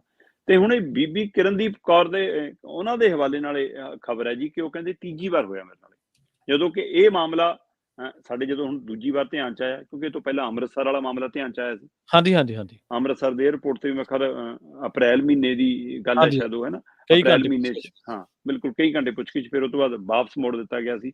ਸੋ ਇਸ ਹਵਾਲੇ ਨਾਲ ਮਤਲਬ ਕਿ ਉਹ ਖਬਰ ਵੀ ਸਾਡੇ ਧਿਆਨ 'ਚ ਹੈ ਕਿ ਉਸ ਸਮੇਂ ਵੀ ਇਦਾਂ ਦਾ ਵਰਤਾਰਾ ਹੋਇਆ ਸੀ ਕਿ ਉਹ ਇੰਗਲੈਂਡ ਲਈ ਨਿਕਲੇ ਸੀ, ਘਰੋਂ ਟੈਚੀ ਲੈ ਗਏ, ਸਮਾਨ ਲੈ ਗਏ, ਤੇ ਉੱਥੇ ਏਅਰਪੋਰਟ ਤੇ ਪੁੱਛਗਿੱਛ ਹੁੰਦੀ, ਉਹ ਤੋਂ ਬਾਅਦ ਵਾਪਸ ਭੇਜ ਦਿੰਦੇ। ਤੇ ਹੁਣੇ ਦਿੱਲੀ ਏਅਰਪੋਰਟ ਦੀ ਖਬਰ ਹੈ ਜੀ, ਹੁਣੇ ਦਿੱਲੀ ਏਅਰਪੋਰਟ ਤੇ ਵਾਪਰਿਆ ਸਾਰਾ ਵਰਤਾਰਾ। ਪਰ ਬੀਬੀ ਕਿਰਨਦੀਪ ਕੌਰ ਨੇ ਇਸ ਹਵਾਲੇ ਨਾਲ ਇੱਥੋਂ ਵਾਪਸੀ ਤੋਂ ਬਾਅਦ ਉਹਨਾਂ ਨੇ ਕਿਹਾ ਕਿ ਮੇਰੇ ਨਾਲ ਤੀਜੀ ਵਾਰ ਹੋਇਆ। ਸੋ ਜੇ ਤਾਂ ਉਹਨਾਂ ਦੇ ਖਿਲਾਫ ਕੋਈ ਮਾਮਲਾ ਹੈ, ਜੇ ਤਾਂ ਉਹਦੇ ਖਿਲਾਫ ਕੋਈ ਇਨਕੁਆਇਰੀ ਹੈ, ਜੇ ਤਾਂ ਉਹਨਾਂ ਦੇ ਖਿਲਾਫ ਕੋਈ ਸੂ ਨੋਟਿਸ ਹੈ, ਫਿਰ ਤਾਂ ਸਰਕਾਰ ਦੱਸੇ ਤੇ ਫਿਰ ਰੋਕਣ ਦਾ ਜਾਂ ਕਾਰਨ ਦੱਸੇ। ਠੀਕ ਹੈ। ਉਹ ਕਹਿੰਦੇ ਕੋਈ ਅਧਿਕਾਰੀ ਫਿਰ ਗੱਲੇ ਨਹੀਂ ਕਰਦਾ, ਨਾ ਪੰਜਾਬ ਪੁਲਿਸ ਦਾ, ਨਾ ਕੇਂਦਰ ਦਾ, ਨਾ ਅਥਾਰਟੀ ਦਾ, ਉੱਥੇ ਦਾ ਜਿਹੜਾ ਏਅਰਪੋਰਟ ਅਥਾਰਟੀ ਸਿਕਿਉਰਿਟੀ ਆ ਉਹਦਾ। ਸੋ ਕੋਈ ਸਾਹਮਣੇ ਆ ਕੇ ਗੱਲੇ ਨਹੀਂ ਕਰਦਾ। ਸੋ ਇਹਦਾ ਮਤਲਬ ਕੌਣ ਰੋਕ ਰਿਹਾ, ਕਿਹਦੇ ਇਸ਼ਾਰੇ ਤੇ ਰੋਕ ਰਿਹਾ, ਇਹ ਵੱਡਾ ਸਵਾਲ ਖੜਾ ਹੈ। ਸੋ ਇਸ ਮੌਕੇ ਜੀ ਉਹਨਾਂ ਦੇ ਹਵਾਲੇ ਨਾਲ ਕਿ ਅੰਮ੍ਰਿਤਪਾਲ ਦੀ ਧਰਮ ਪਤਨੀ ਨੂੰ ਉਹ ਕਹਿੰਦੀ ਕਿ ਮੈਨੂੰ ਖੁਦ ਤੀਜੀ ਵਾਰ ਇੰਗਲੈਂਡ ਜਾਣ ਤੋਂ ਰੋਕਿਆ, ਜਿਹੜੀ ਉੱਥੋਂ ਦੀ ਉਹ ਨਾਗਰਿਕ ਹੈ ਜੀ। ਤੇ ਜਾਂਦੇ ਗੱਲ ਕਰੀਏ ਸ਼ਰਮਾ ਜੀ, ਕੌਮਾਂਤਰੀ ਪੋਲਿਟਿਕਸ ਦੀ ਸੰਸਦ ਮੌਨਸੂਨ ਇਜਲਾਸ ਅੱਜ ਤੋਂ ਹੋਣ ਜਾ ਰਿਹਾ ਸ਼ੁਰੂ, ਤੇ ਇਹਦੇ ਹੰਗਾਮਾ ਭਰਪੂਰ ਰਹਿਣ ਦੇ ਆਸਾਰ ਨੇ। ਦੂਜੇ ਪਾਸੇ ਜਿਹੜੀਆਂ 26 ਧਿਰਾਂ ਇੱਕ ਮੰਚ ਤਈਆਂ ਨੇ, ਉਹਨਾਂ ਨੇ ਵੀ ਇਹਨਾਂ ਮੌਨਸੂਨ ਇਜਲਾਸਾਂ ਦੇ ਮੱਦੇਨਜ਼ਰ ਜਿਹੜੀ ਆ ਉਹ ਆਪਣੀ ਜੋ ਉਹਨਾਂ ਦੀ ਇੱਕ ਆਉਣ ਵਾਲੇ ਸਮੇਂ ਦੇ ਵਿੱਚ ਜੋ ਰਣਨੀਤੀ ਰਹਿਣੀ ਆ, ਉਹਦੇ ਨੂੰ ਲੈ ਕੇ ਮੀਟਿੰਗਾਂ ਕਰ ਚੁੱਕੇ ਆ। ਬਿਲਕੁਲ ਪ੍ਰਵੀਨ ਜੀ, ਅੱਜ ਤੋਂ ਭਾਰਤੀ ਸਮੇਂ ਅਨੁਸਾਰ ਜੇਕਰ ਆਪਾਂ ਦੇਖੀਏ ਤਾਂ ਅੱਜ ਤੋਂ ਭਾਰਤੀ ਸੰਸਦ ਦਾ ਮਾਨਸੂਨ ਇਜਲਾਸ ਸ਼ੁਰੂ ਹੋਣ ਜਾ ਰਿਹਾ ਹੈ। ਇੱਕ ਪਾਸੇ ਤਾਂ ਐਨਡੀਏ ਔਰ ਇੰਡੀਆ ਨਾਮ ਦੇ ਦਲ ਆਪੋ ਆਪਣੇ ਗੱਠਜੋੜ ਵਧਾਉਣ ਲੱਗੇ ਨੇ, ਇੱਕ 26 ਹੈ, ਇੱਕ 38 ਹੈ ਨਾ, ਸੋ ਉਹ 'ਚ ਜ਼ੋਰ ਜਮਾਇਤ ਚੱਲ ਰਹੀ ਹੈ। ਦੂਏ ਪਾਸੇ ਕੱਲ ਸਾਰੇ ਦਲਾਂ ਦੇ ਲੀਡਰ ਬੈਠੇ ਸੀ, ਜਿਨ੍ਹਾਂ ਦੇ ਸੰਸਦ ਦੇ ਵਿੱਚ ਮੈਂਬਰ ਨੇ, ਉਹ ਸਾਰੇ ਦਲਾਂ ਦੀ ਸਰਬਦਲੀ ਬੈਠਕ ਹੋਈ ਸੀ, ਤਾਂ ਕਿ ਭਾਰਤ ਸਰਕਾਰ ਨੂੰ, ਮੋਦੀ ਸਰਕਾਰ ਨੂੰ ਇਹ ਲੱਗਿਆ ਕਿ ਆਪਾਂ ਬੈਠਕ ਕਰਕੇ ਇੱਕ ਰਸਮ ਐ ਬਣੀ ਹੋਈ। ਸੋ ਉਸ ਰਸਮ ਦੇ ਹਵਾਲੇ ਨਾਲ ਕਿ ਬੈਠਕ ਕੀਤੀ ਹੈ ਜੀ, ਤਾਂ ਕਿ ਆਪਣਾ ਇਜਲਾਸ ਆ ਜਿਹੜਾ ਉਹ ਸਹੀ ਤਾਲਮੇਲ ਨਾਲ ਚਲਾਇਆ ਜਾ ਸਕੇ, ਉਹਦੀ ਅਪੀਲ ਕਰਨ ਲਈ। ਇੱਕ ਪਾਸੇ ਅਸੀਂ ਹੇਠਲੇ ਪੱਧਰ ਦੀ ਰਾਜਨੀਤੀ ਕਰਦੇ ਹਾਂ, ਬੰਦੇ ਤੋੜ, ਐਮਐਲਏ ਤੋੜ, ਚਾਚੇ ਭਤੀਜੇ ਤੋੜ, ਭਰਾ ਤੋੜ, ਹੈ ਨਾ, ਸਾਰੇ ਰਿਸ਼ਤੇ ਨਾਤੇ ਖੰਡਿਤ ਕਰਕੇ ਅਸੀਂ ਕਹਿੰਦੇ ਕਿਸੇ ਦਾ ਸਰਕਾਰ ਡੇਗ ਲਈਏ, ਬਣਾ ਲਈਏ। ਤੇ ਦੂਏ ਪਾਸੇ ਅਸੀਂ ਉਮੀਦ ਕਰਦੇ ਹਾਂ ਕਿ ਸਾਰੇ ਸੰਸਦ ਮੈਂਬਰ ਇੱਕ ਸੁਰ ਦੇ ਵਿੱਚ, ਇੱਕ ਤਾਲਮੇਲ 'ਚ ਭਾਰਤ ਦੇ ਪੱਖ ਦੀ, ਠੀਕ ਹੈ ਜੀ, ਭਾਰਤ ਦੇ ਪੱਖ ਦੀ ਗੱਲ ਕਰਨ ਲਈ, ਫਿਰ ਜੇ ਭਾਰਤ ਦੇ ਮਸਲਿਆਂ ਦੀ ਗੱਲ ਕਰ ਲਈ, ਜੇ ਸੂਬਿਆਂ ਦੇ ਮਸਲਿਆਂ ਦੀ ਗੱਲ ਕਰਨ ਲਈ ਹਰ ਸੰਸਦ ਮੈਂਬਰ ਚੁਣ ਕੇ ਆਇਆ, ਤਾਂ ਹਰੇਕ ਸੰਸਦ ਮੈਂਬਰ ਦੀ ਸੁਣ ਲਓ। ਕਹਿੰਦੇ ਨਾ ਬੋਲੋਗੀ ਸੱਤਾਧਾਰੀ ਧਿਰ, ਵਿਰੋਧੀ ਧਿਰ ਤਾਂ ਬਾਈਕਾਟ ਕਰੇ, ਨਾਰੇ ਲਾਵੇ ਤੇ ਬਾਹਰ ਕੱਢ ਦਈਏ। ਤੇ ਫਿਰ ਸੁਣੋ, ਉਹਨਾਂ ਦੇ ਮੁੱਦਿਆਂ ਤੇ ਵੀ ਆ ਜਾਓ। ਇਸ ਵਾਰ ਸੰਸਦ ਦਾ ਮਾਨਸੂਨ ਇਜਲਾਸ ਇੱਕ ਵਾਰ ਫਿਰ ਹੰਗਾਮਾ ਭਰਪੂਰ ਹੋਏਗਾ। ਉਹ ਚਾਹੇ ਮਤਲਬ ਕਿ ਨਰਿੰਦਰ ਮੋਦੀ ਦੀ ਵਿਦੇਸ਼ ਫੇਰੀ ਨੂੰ ਲੈ ਕੇ ਹੋਵੇ, ਵਿਦੇਸ਼ ਫੇਰੀ ਤੇ ਪੁੱਛੇ ਗਏ ਸਵਾਲ ਨੂੰ ਲੈ ਕੇ ਹੋਵੇ, ਹੈ ਨਾ, ਉਹ ਚਾਹੇ ਰਾਹੁਲ ਗਾਂਧੀ ਦੀ ਉਹ ਮੈਂਬਰੀ ਖਤਮ ਕਰਨ ਨੂੰ ਲੈ ਕੇ ਹੋਵੇ, ਉਹ ਚਾਹੇ NDA ਨੂੰ ਲੈ ਕੇ ਹੋਵੇ, ਉਹ ਚਾਹੇ ਇੰਡੀਆ ਨੂੰ ਲੈ ਕੇ ਹੋਵੇ, ਉਹ ਚਾਹੇ ਜਿਹੜਾ ਮਨੀਪੁਰ ਦੇ ਵਿੱਚ ਜੋ ਹਗਾਮਾ ਜੋ ਕਾਰਾ ਵਾਪਰ ਰਿਹਾ ਉਸ ਨੂੰ ਲੈ ਕੇ ਹੋਵੇ, ਤੇ ਇਹ ਸਭ ਦੇ ਦਰਮਿਆਨ ਹੀ ਚਾਹੇ ਆ ਸਿਵਲ ਕੋਡ ਨੂੰ ਲੈ ਕੇ ਹੋਵੇ, ਤੇ ਸਭ ਤੋਂ ਅਹਿਮ ਪੰਜਾਬ, ਹਰਿਆਣਾ, ਹਿਮਾਚਲ, ਹੈ ਨਾ, ਦਿੱਲੀ, ਇਹਨਾਂ ਸਾਰੇ ਖੇਤਰਾਂ ਦੇ ਵਿੱਚ ਜਿਹੜਾ ਹੜ੍ਹ ਆਇਆ ਉਸ ਹੜ੍ਹ ਨੂੰ ਲੈ ਕੇ ਵੀ ਹਗਾਮਾ ਭਰਪੂਰ ਹੋਣ ਦੀ ਇਸ ਦੀ ਪੂਰੀ ਆਸ ਹੈ। ਔਰ ਪਰ ਸਰਕਾਰ ਕਹਿੰਦੀ ਜੀ ਸਾਡੀ ਤਿਆਰੀ ਹੈ, ਠੀਕ ਹੈ, ਵਿਰੋਧੀ ਕਹਿੰਦੇ ਅਸੀਂ ਸਵਾਲ ਖੜੇ ਕਰਾਂਗੇ, ਅਸੀਂ ਵਿਰੋਧ ਕਰਾਂਗੇ, ਦਿੱਲੀ ਵਾਲੇ ਕੇਜਰੀਵਾਲ ਵਾਲੇ ਕਹਿੰਦੇ ਅਸੀਂ ਵੀ ਆਪਣੇ ਆਰਡੀਨੈਂਸ ਨੂੰ ਲੈ ਕੇ ਮੁੱਦਾ ਬਣਾਉਣਾ ਹੈ, ਪੰਜਾਬ ਦੇ ਸੂਬਿਆਂ ਦੇ MP ਕਹਿੰਦੇ ਅਸੀਂ ਪੰਜਾਬ ਦੇ ਫੰਡਾਂ ਨੂੰ ਲੈ ਕੇ ਵੀ ਸਵਾਲ ਕਰਨਾ ਹੈ, ਪੰਜਾਬ ਦੇ ਹੜ੍ਹਾਂ ਨੂੰ ਲੈ ਕੇ ਵੀ ਸਵਾਲ ਕਰਨਾ ਹੈ। ਸੋ ਪੂਰੀ ਤਿਆਰੀ ਹੈ ਜੀ, ਪਰ ਵਿਰੋਧੀਆਂ ਦੀ ਤਿਆਰੀ ਦੇ ਮੁਕਾਬਲੇ ਸਰਕਾਰ ਕਹਿੰਦੀ ਸਾਡੀ ਪੂਰੀ ਤਿਆਰੀ ਹੈ। ਸਰਕਾਰ ਦੀ ਤਿਆਰੀ ਕੀ ਹੈ ਜੀ? ਕਹਿੰਦੇ 31 ਬਿੱਲ ਤਿਆਰ, ਅਸੀਂ ਤਾਂ ਪਾਸ ਹੀ ਕਰਾਉਣੇ ਆ। ਠੀਕ ਹੈ, ਪਾਓ ਰੋਲਾ, ਸਾਡੇ ਕੋਲ ਬਹੁਮਤ ਹੈਗਾ, ਰੋਲਾ 1 ਦਿਨ ਪਾ ਲਓ, 2 ਦਿਨ ਪਾ ਲਓ, ਅਸੀਂ ਫਿਰ ਘੰਟਿਆਂ 'ਚ ਬਿੱਲ ਪਾਸ ਕਰਕੇ ਪਰੇ ਮਾਰਦੇ ਹਾਂ, ਫਿਰ ਅਸੀਂ ਕਿਸੇ ਨੂੰ ਪੁੱਛਦੇ ਵੀ ਨਹੀਂ। ਸੋ ਇਸ ਲਈ ਉਹਨਾਂ ਨੇ 31 ਬਿੱਲ ਆਪਣੇ ਪਾਸ ਕਰਾ ਲੈਣੇ ਆ ਜੀ, ਹਗਾਮੇ ਜ਼ਰੂਰ ਹੋਣਗੇ ਜੀ। ਪੰਜਾਬ ਦੇ ਇਸ ਬਾਰੇ ਦੇਖਣ ਵਾਲੀ ਗੱਲ ਹੋਊਗੀ ਕਿ ਪੰਜਾਬ ਦੇ ਮੈਂਬਰ ਪਾਰਲੀਮੈਂਟ 13 ਮੈਂਬਰ ਨੇ ਜੀ ਲੋਕ ਸਭਾ ਦੇ ਵਿੱਚ, 7 ਮੈਂਬਰ ਨੇ ਜੀ ਸਾਡੇ ਰਾਜ ਸਭਾ 'ਚ, 7 ਦੇ 7 ਤਾਂ ਇੱਕੋ ਪਾਰਟੀ ਦੇ ਨੇ। ਚਲੋ ਉਹਨਾਂ ਦੀ ਸੁਰਤਾਂ ਪੱਕੀ ਮਿਲੀ, ਪਰ ਇਸ ਵਾਰ ਦੇਖਣਾ ਹੋਵੇਗਾ ਕਿ ਪੰਜਾਬ ਜਿਸ ਸਥਿਤੀ ਚੋਂ ਲੰਘਿਆ, ਜਿਸ ਮੁਸ਼ਕਲ ਚੋਂ ਲੰਘਿਆ, ਜਿਹੜੇ ਹਾਲਾਤ ਚੋਂ ਲੰਘ ਰਿਹਾ, ਅਜੇ ਵੀ ਸਥਿਤੀ ਸਹੀ ਨਹੀਂ ਹੈ। ਇਹਦੇ ਲਈ ਕੀ ਕਿਸ ਪਹਿਲੂ ਤੇ ਕੀ 13 ਦੇ 13 ਇੱਕ ਸੁਰ 'ਚ ਪੰਜਾਬ ਦੇ ਹਵਾਲੇ ਨਾਲ ਗੱਲ ਕਰਨਗੇ, ਅਜੇ ਵੀ ਇੱਕ ਦੂਜੇ ਦੀ ਲੱਤਾਂ ਹੀ ਖਿੱਚਣੀਆਂ ਕਿ ਤੂੰ ਬਹਿ ਜਾ, ਮੈਂ ਗੱਲ ਕਰਦਾ, ਮੈਂ ਬੋਲਣਾ ਤਾਂ ਤੂੰ ਨਹੀਂ ਬੋਲਣਾ। ਇਸ ਮੌਕੇ ਸਭ ਤੋਂ ਵੱਧ ਮੈਂਬਰ ਪਾਰਲੀਮੈਂਟ ਅਜੇ ਵੀ ਕਾਂਗਰਸ ਕੋਲੇ ਨੇ ਪੰਜਾਬ 'ਚ, 13 ਚੋਂ 7 ਨੇ, ਠੀਕ ਹੈ, 8 ਸੀ, 8 ਚੋਂ 1 ਜਲੰਧਰ ਵਾਲੀ ਸੀਟ ਹਾਰ ਗਏ, ਸੋ 7 ਰਹਿ ਗਏ। ਉਸ ਤੋਂ ਬਾਅਦ ਅਕਾਲੀ ਦਲ ਕੋਲ ਵੀ 2 ਨੇ, BJP ਕੋਲ ਵੀ 2 ਨੇ, ਆਮ ਆਦਮੀ ਪਾਰਟੀ ਕੋਲ 1 ਹੈ, ਤੇ ਇਸੇ ਤਰ੍ਹਾਂ ਸ਼੍ਰੋਮਣੀ ਅਕਾਲੀ ਦਲ ਅੰਮ੍ਰਿਤਸਰ ਕੋਲ ਵੀ 1 ਹੈ। ਸੋ ਇਹ ਸਾਰਾ ਅਕਾਲੀ ਦਲ ਦੇ ਕੋਲ 2 ਨੇ, 2 ਦੇ 2 ਹੀ ਉੱਥੇ ਜਾਣਗੇ। ਇਸੇ ਤਰ੍ਹਾਂ ਜੇ BJP ਦੇ ਨੇ ਤਾਂ ਉਹ 2 ਨੇ, ਪਰ ਬੋਲਣਗੇ 3 ਉੱਥੇ ਉਹਨਾਂ ਦੇ। ਪ੍ਰਨੀਤ ਕੌਰ ਨੂੰ ਵੀ ਉਧਰ ਹੀ ਗਿਣਨਾ ਪਊਗਾ ਨਾ ਤੁਹਾਨੂੰ। ਬਿਲਕੁਲ। ਸੋ ਇਸ ਲਈ ਉਹ ਬੋਲਣਗੇ 3, ਤੇ ਬਾਕੀ ਨਵਾਂ ਜਿੱਤ ਕੇ ਜਲੰਧਰ ਵਾਲਾ ਆਮ ਆਦਮੀ ਪਾਰਟੀ ਦਾ MLA ਤੇ ਸਿਮਰਜੀਤ ਮਾਨ ਹੋਰੀ ਦੁਬਾਰਾ ਨੇ ਉੱਥੇ। ਸੋ ਇਸ ਲਈ ਕਾਂਗਰਸ ਦੇ 7 ਹੁੰਦਿਆਂ ਵੀ 6 ਨੇ, ਸਮਝ ਲਓ। ਸੋ ਇਹ ਦੇਖਣ ਵਾਲੀ ਗੱਲ ਹੋਊਗੀ ਕੀ ਇਹ 13 ਦੀ 13 ਇੱਕ ਸੁਰ 'ਚ ਪੰਜਾਬ ਲਈ ਗੱਲ ਕਰਦੇ ਨੇ ਕਿ ਅਜੇ ਵੀ ਪਾਰਟੀਆਂ ਦਾ ਝੰਡਾ ਚੱਕ ਕੇ ਰੱਖਦੇ ਨੇ ਅੰਦਰ। ਇਹਦੇ ਪਰ ਵੀ ਨਜ਼ਰ ਰੱਖਣੀ ਪਏਗੀ। ਸੋ ਮਾਨਸੂਨ ਦਾ ਸੈਸ਼ਨ ਇਸ ਵਾਰ ਖਾਸਾ ਹਗਾਮੇ ਭਰਪੂਰ, ਖਾਸਾ ਤਣਾਅਪੂਰ ਤੇ ਖਾਸਾ 2024 ਨੂੰ ਲੈ ਕੇ ਇੱਕ ਤਰ੍ਹਾਂ ਦੇ ਰੋਡ ਮੈਪ ਵਜੋਂ ਵੀ ਦੇਖਿਆ ਜਾ ਰਿਹਾ ਕਿ ਉਸ ਦੀ ਰੂਪਰੇਖਾ ਵੀ BJP ਨੇ ਗੁਣਗਾਨ ਗਣਾਉਣਾ, ਆਪਣਾ ਪਿਛਲੇ ਸਾਲ ਦਾ ਰਿਪੋਰਟ ਕਾਰਡ ਇਸ ਢੰਗ ਨਾਲ ਪੇਸ਼ ਕਰਨਾ, ਔਰ ਵਿਰੋਧੀਆਂ ਨੂੰ ਟਿੱਚ ਜਾਣ ਕੇ ਉਹਨਾਂ ਨੂੰ ਜ਼ੀਰੋ ਦਿਖਾ ਕੇ ਉਹਨਾਂ ਦੇ ਹਵਾਲੇ ਨਾਲ ਕਹਿੰਦੇ ਜੀ ਇਹ ਤਾਂ ਕੁਛ ਨਹੀਂ ਆਏ, ਇਹ ਤਾਂ ਨਾਂ ਬਦਲ ਕੇ ਆਏ ਨੇ ਜੀ। ਸੋ ਇਸ ਲਈ ਉਧਰ ਇਸ ਇੰਡੀਆ ਦੇ ਨਾਂ ਦੇ ਹਵਾਲੇ ਨਾਲ ਇੱਕ ਪਟੀਸ਼ਨ ਵੀ ਪੈ ਗਈ ਹੈ ਕਿ ਨਾਂ ਸਹੀ ਨਹੀਂ ਹੈ ਜੀ, ਕੱਲ ਨੂੰ ਇਹਦੀ ਬਦਨਾਮੀ ਹੋਊਗੀ ਜੀ, ਬੋਲਿਆ ਉਲਝ ਜੁਲ ਜਾਊਗਾ। ਜੇ ਇਹ ਗੱਲ ਹੈ ਫਿਰ ਭਾਰਤੀ ਤਾਂ ਭਾਰਤ ਤੋਂ ਆਧਾਰ ਤੇ ਬਣਿਆ ਨਾ ਹੈ, ਫਿਰ ਭਾਰਤੀ ਜਨਤਾ ਪਾਰਟੀ ਤਾਂ ਲਈ ਫਿਰਦੇ ਹੋ। ਇਸ ਲਈ ਇਹ ਆਉਣ ਵਾਲੇ ਮਾਮਲੇ 'ਚ ਇਸ ਤਰ੍ਹਾਂ ਹੀ ਵੱਧ ਸਕਦਾ। ਪਰ ਇਹਨਾਂ 13 ਤੇ 7 ਦੇ ਵਿੱਚੋਂ ਜੀ ਜਿਹੜੇ ਸਾਡੇ 20 ਨੇ, ਉਹਨਾਂ 'ਚੋਂ ਇੱਕ ਰਾਜ ਸਭਾ ਮੈਂਬਰ ਨੇ ਫਿਲਹਾਲ ਚਿੱਠੀ ਲਿਖੀ ਹੈ ਕਿ ਮੈਨੂੰ ਛੁੱਟੀ ਦਿੱਤੀ ਜਾਵੇ ਕਿਉਂਕਿ ਮੇਰੇ ਲਈ ਹੜ੍ਹਾਂ ਦਾ ਮਾਮਲਾ ਬਹੁਤ ਗੰਭੀਰ ਹੈ। ਉਹ ਨੇ ਜੀ ਰਾਜ ਸਭਾ ਮੈਂਬਰ ਸੰਤ ਬਲਬੀਰ ਸਿੰਘ ਸਿੰਚੇਵਾਲ। ਠੀਕ ਹੈ, ਉਹ ਕਹਿੰਦੇ ਜੀ ਮੈਂ ਪਾਣੀ ਬਚਾਉਣ ਲਈ, ਹੜ੍ਹ ਦੇ ਨੱਕੇ ਲਾਉਣ ਲਈ, ਉਹ ਸੇਵਾ ਨਿਭਾਉਣ ਲਈ ਮੈਂ ਜੁਟਿਆ ਹੋਇਆ, ਇਸ ਲਈ ਮੈਂ ਸ਼ਾਇਦ ਆ ਨਾ ਸਕਾਂ, ਮੈਨੂੰ ਛੁੱਟੀ ਦਿੱਤੀ ਜਾਵੇ। ਇੱਕ ਪਾਸੇ ਉਹਨਾਂ ਨੇ ਇਸ ਸੇਵਾ ਦੇ ਲਈ ਛੁੱਟੀ ਮੰਗੀ ਆ, ਦੂਏ ਪਾਸੇ ਪੰਜਾਬ ਦਾ ਹੀ ਸਰਕਾਰ ਦਾ ਡਰੇਨ ਵਿਭਾਗ ਹੈ ਜਿਹੜਾ ਉਹ ਜੀ ਉਹਨਾਂ ਤੋਂ ਨਾਰਾਜ਼ ਵੀ ਹੈ ਤੇ ਸ਼ਿਕਾਇਤ ਵੀ ਉਹਨਾਂ ਦੀ ਕਿ ਬਾਬੇ ਨੇ ਸਾਨੂੰ ਕੰਮ ਨਹੀਂ ਕਰਨ ਦਿੱਤਾ, ਇਹਦੇ ਲਈ ਵੀ ਸਥਿਤੀ ਮਾੜੀ ਹੋਈ ਹੈ ਜੀ। ਉਹ ਕਹਿੰਦੇ ਜੀ ਜਲੰਧਰ ਦੀ ਤਹਿਸੀਲ ਜਿਹੜੀ ਲੋਹੀਆਂ ਤੁਸੀਂ ਬੰਨ ਹੈ ਸਤਲੁਜ ਦੇ ਉੱਤੇ ਨਾ, ਜਿਹੜਾ ਉਹ ਤੁਸੀਂ ਬੰਨ ਹੈ, ਉਹ ਕਹਿੰਦੇ ਜੀ ਉਹਦਾ ਚੰਗਾ ਭਲਾ ਕੰਮ ਚੱਲਦਾ ਸੀ, ਕਹਿੰਦੇ ਜੀ ਡਰੇਨ ਵਿਭਾਗ ਕਹਿੰਦਾ ਕਿ ਬਾਬੇ ਨੇ ਰਕਾਤਾ। ਠੀਕ ਹੈ, ਆਇਆ ਵੀ ਤੇ ਸਾਨੂੰ ਕਰ ਨਹੀਂ ਦਿੱਤਾ, ਉਹਦੇ ਚੱਕਰ ਸਾਡਾ ਠੇਕੇਦਾਰ ਵੀ ਭੱਜ ਗਿਆ। ਇਸ ਲਈ ਜੀ ਉਹ ਇੱਧਰ ਇਹ ਮੋਰਚਾ ਖੋਲ ਕੇ ਸੋ ਬਾਬਾ ਵਿਵਾਦਾਂ 'ਚ ਵੀ ਆ ਗਏ ਜੀ। ਇੱਧਰ ਇੱਕ ਪਾਸੇ ਬਾਬਾ ਜੀ ਕਹਿੰਦੇ ਮੈਂ ਸੇਵਾ ਕਰਨੀ ਹੈ, ਇਸ ਲਈ ਮੈਂ ਜਾਣਾ ਨਹੀਂ, ਦੂਜੇ ਪਾਸੇ ਡਰੇਨ ਵਿਭਾਗ ਕਹਿੰਦਾ ਕਿ ਬਾਬੇ ਕਾਰਨ ਖਾਸਾ ਨੁਕਸਾਨ ਹੋ ਰਿਹਾ ਸਾਡਾ ਵੀ ਤੇ ਲੋਕਾਂ ਦਾ ਵੀ। ਸੋ ਇਹ ਮਾਮਲਾ ਉਹਨਾਂ ਨੇ ਸਮਝ ਰਾਜਨੀਤਿਕ ਰੂਪ ਵੀ ਲੈ ਸਕਦਾ ਜੀ। ਇਹ ਵੀ ਦੇਖਣਯੋਗ ਹੋਵੇਗਾ ਸ਼ਰਮਾ ਜੀ ਕਿ ਇਹਨਾਂ ਦੇ ਵਿੱਚੋਂ ਜਿਹੜੇ 7 ਤੇ 20, 13 ਤੇ 20 ਬਣਦੇ ਨੇ ਟੋਟਲ, ਇਹਨਾਂ ਦੇ ਵਿੱਚੋਂ ਕਿੰਨੇ ਬੰਦੇ ਪੰਜਾਬ ਦੇ ਲਈ ਕੋਈ ਵੱਡਾ ਰਾਹਤ ਪੈਕੇਜ ਮੰਗਦੇ ਨੇ, ਕਿੰਨੇ ਬੰਦੇ ਪੰਜਾਬ ਦੀ ਹੜ੍ਹਾਂ ਦੀ ਸਥਿਤੀ ਬਾਰੇ ਉੱਥੇ ਧੜੱਲੇ ਦੇ ਨਾਲ ਬੋਲਦੇ ਨੇ ਤੇ ਕੇਂਦਰ ਸਰਕਾਰ ਤੋਂ ਹੱਕ ਹਕੂਕ ਦੇ ਨਾਲ ਜਿਹੜਾ ਪੈਸਾ ਉਹ ਮੰਗਦੇ ਨੇ। ਬਿਲਕੁਲ ਜੀ। ਸ਼ਰਮਾ ਜੀ, ਇਹਨਾਂ ਖਾਸ ਖਬਰਾਂ ਤੇ ਖਾਸ ਜਾਣਕਾਰੀਆਂ ਦੇਣ ਦੇ ਲਈ ਤੁਹਾਡਾ ਬਹੁਤ ਬਹੁਤ ਧੰਨਵਾਦ ਜੀ। ਬਹੁਤ ਸ਼ੁਕਰੀਆ ਜੀ। ਪ੍ਰੋਗਰਾਮ ਦੇ ਵਿੱਚ ਆਪਣੇ ਨਾਲ ਜੁੜੇ ਸਨ ਦੀਪਕ ਸ਼ਰਮਾ ਚਨਾਰਥਲ ਜੀ, ਜਿਨ੍ਹਾਂ ਦੇ ਨਾਲ ਆਪਾਂ ਕਈ ਅਹਿਮ ਖਬਰਾਂ ਨੂੰ ਲੈ ਕੇ ਚਰਚਾ ਕੀਤੀ ਆ। ਵੇਲਾ ਹੋ ਚਲਾ ਤੁਹਾਡੇ ਤੋਂ ਇਜਾਜ਼ਤ ਲੈਣ ਦਾ। ਮੈਨੂੰ ਪ੍ਰਵੀਨ ਸ਼ਰਮਾ ਨੂੰ ਦਿਓ ਇਜਾਜ਼ਤ। ਜੁੜੇ ਰਹੋ ਪੰਜਾਬੀ ਰੇਡੀਓ USA ਦੇ ਨਾਲ। ਤੇ ਆਖਿਰ ਦੇ ਵਿੱਚ ਇੱਕ ਵਾਰ ਫਿਰ ਤੋਂ ਤੁਹਾਨੂੰ ਸਭ ਨੂੰ ਪਿਆਰ ਸਤਿਕਾਰ ਸਹਿਤ ਸਤਿ ਸ਼੍ਰੀ ਅਕਾਲ।